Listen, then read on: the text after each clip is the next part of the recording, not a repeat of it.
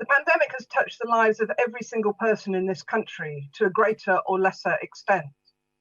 But for many, the impact has been devastating, and we cannot get away from the growing inequalities, which were already apparent in the UK, but that have been growing over the last 10 months.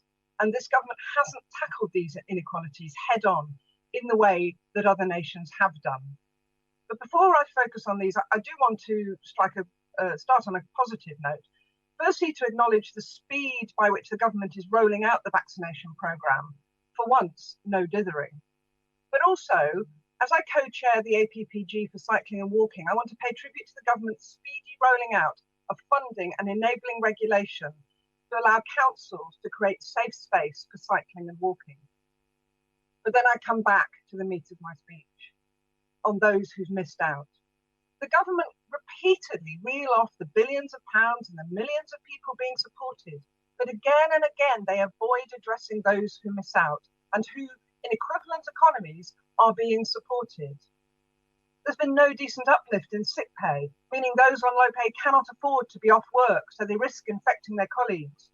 No news about continuing the £20 uplift in universal credit, which, by the way, with the £27,000 universal credit cap, West London's high housing costs means that families here are left with almost nothing after housing costs are paid.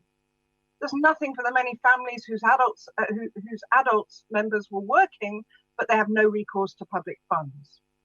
And the year 11 and year 13 children looking to their future but stressed out because they've only now been told about the summer exams, and even then the details aren't clear. When Wales made the decision about these in November and the Republic of Ireland last August, too many children are still waiting for adequate IT access.